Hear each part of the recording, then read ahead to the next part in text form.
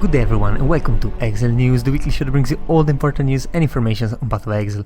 And as I was away last week, we're going to do 2 weeks now, and first news we got last week actually is some highlights for the Merciless Gauntlet, which has already ended, but if you haven't seen these highlights, I definitely recommend it. It's pretty interesting just to see, if anything, how the monsters were in the Gauntlet, which were pretty damn crazy honestly, so that was a weird experience. Still, here we go with the fan art competition winners and everyone coming behind it, which, well, everyone did a very nice job. The first 3 submissions are amazing, as you can see here. I'm not going to spoil all of those, so if you want to see them, just click the link I'll put in the description below. But my personal favorite is definitely this Zana card with a double edge, as you can see, and the back, which if possibly is even better than the front. So yeah, that's just my personal favorite. Everyone else did a very nice job, and congrats to GG for making this content and giving prizes basically for free to everyone who, well, I mean, they didn't pay money, but they paid with their time, so I guess that's fair in that sense. We also got, as usual, the next week some runners up for the final competition.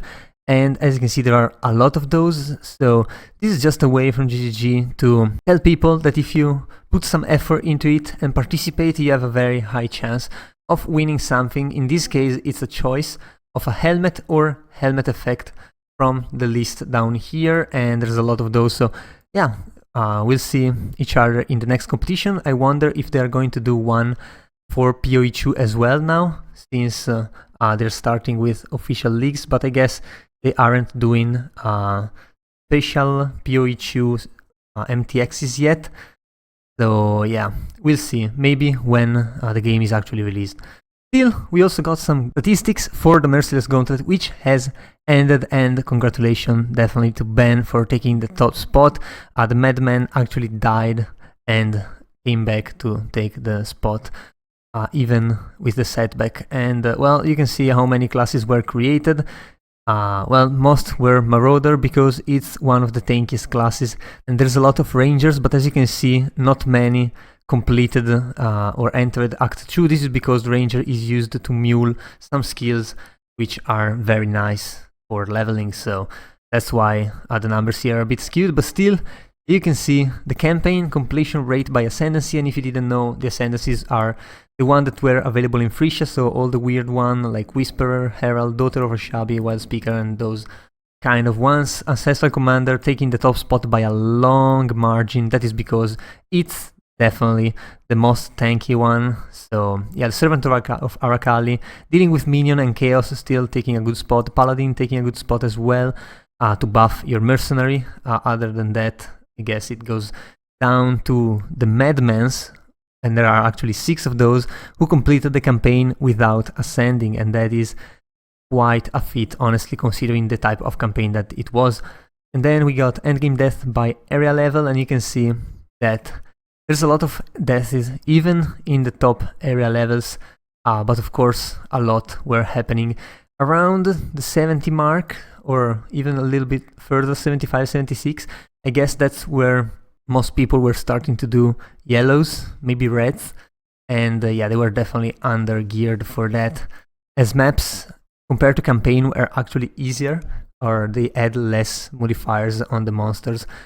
So yeah, that was a thing, and well, the total death, considering the character levels, you can see how hard it was in the first few zones. Like, Ilok was absolutely crazy, and we can even see that.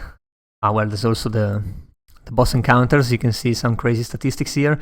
Uber Maven was killed only 2 times and only tested 8 times, which is pretty impressive, and there was a lot of other things, but still, you can see Hillock taking definitely top spot in the killing machines thing, and yeah, he got way too many kills. There's also Hillock's Maven and Hillock's Zombies, totaling up to almost 200,000 kills, which is nothing compared to everything else, and that was a very nice barrier that GGG put there, or I don't know who actually chose that. I mean, in the video they blame Zaki, but who knows.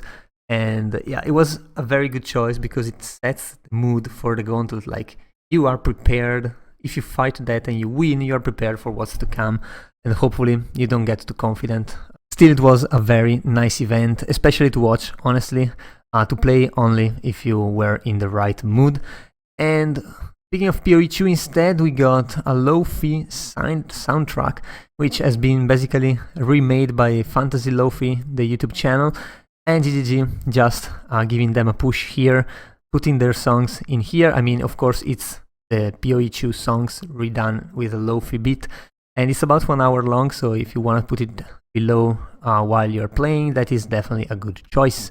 Also, GGG reminding us that during Gamescom, going from the 20th to the 24th of August, so very soon, they are going to be doing their challenge where you can play against 15 bosses and see how far you go.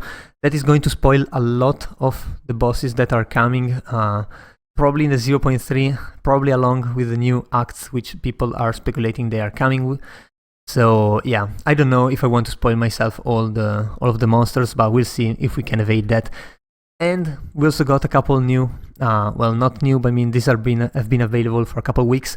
Still GG making it an official post with Darth's Microtransaction actually visiting their offices in New Zealand and interviewing some of the developers. There's Camille, who's responsible for the music.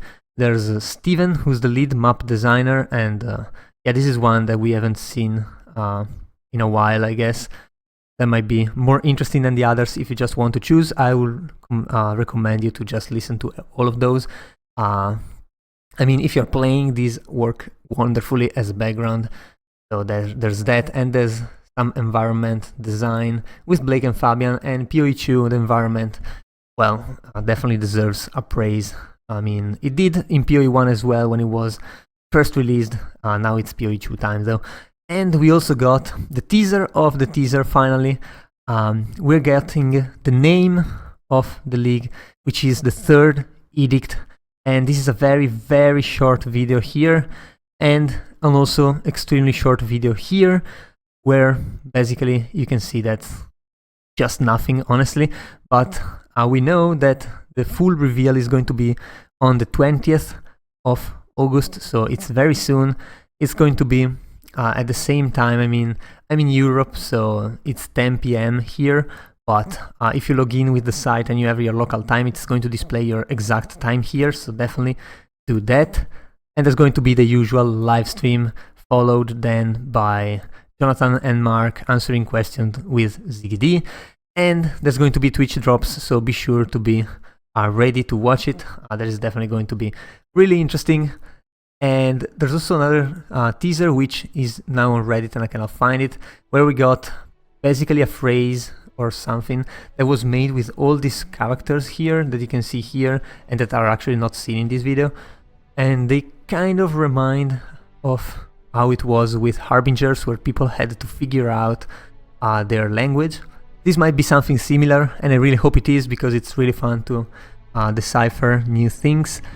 But we'll have to see. Hopefully it's going to be good, hopefully it's going to be odd, new acts, new characters, and possibly remade the endgame, because well, that is definitely one that I don't really enjoy. Still, I'm open to everything. GG has always delivered, so just let them cook and we see what they come up with. Anyway, that was all for this week's. If you enjoyed the video, leave a like and a comment down below. Also, if you want to remain updated every week, be sure to subscribe to my channel. That was all. I've been your host Giorgio, and I'll see you guys the next time.